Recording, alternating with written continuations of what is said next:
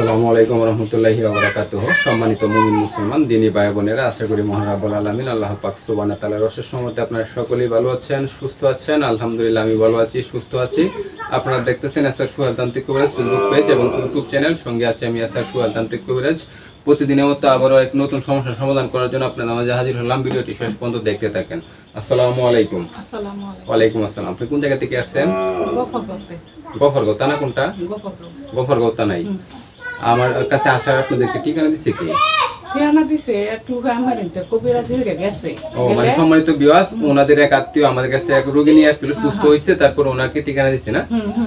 আচ্ছা আচ্ছা। মানে সম্মানিত ভিউয়ার্স, ওনারা মূলত তাদের এক আত্মীয় লোক ছিল, আত্মীয় মানুষ ছিল, তারা আমাদের কাছ থেকে ইউটিউব চ্যানেল থেকে রোগী, আমার চ্যানেল থেকে দেখে তারপর রোগী নিয়ে আসছিল। ইনশাআল্লাহ আপনাদের দোয়া এবং আল্লাহর রহমতে এই রোগীটা সুস্থ হয়েছে বিদায় তারপর ওনাকে ঠিকানা দিচ্ছে, তারপর আসছে। আপনার কি সমস্যা এখন?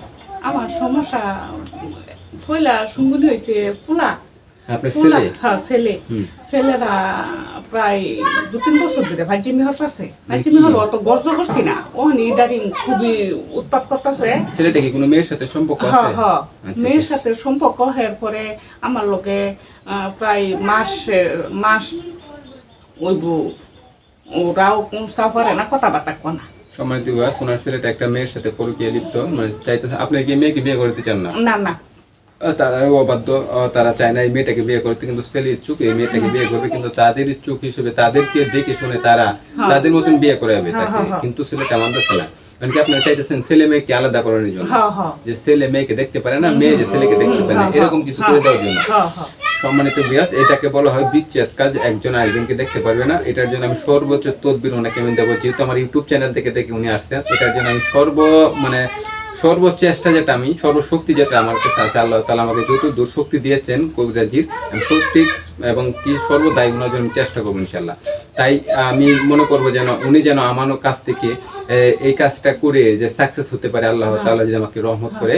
আর ব্যক্তিগত যে কোনো কাজ করতে চাইলে অবশ্যই আমার স্ক্রিনে দেওয়া নাম্বার আছে, অবশ্যই যোগাযোগ করবেন। আমি এসআর সোহেল কিনা সঠিকভাবে যাচাই বাছাই করবেন, সঠিকভাবে যাচাই বাছাই করে তারপর আমার কাছে আসবেন, সরাসরি আমার চেম্বারে চলে আসবেন। আমি এসআর সোহেল কিনা তা অবশ্যই যাচাই বাছাই করে আমাকে। আর আমি মূলত ফোনে কারোর সাথে কথাবার্তা খুবই কম বলি।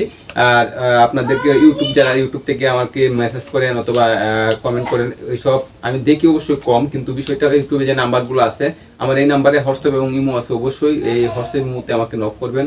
আপনাদের রোগী কি সমস্যা মেসেজে জানিয়ে দিবেন, তারপর আমি দেখি আপনাদেরকে নক করবো ইনশাল্লাহ।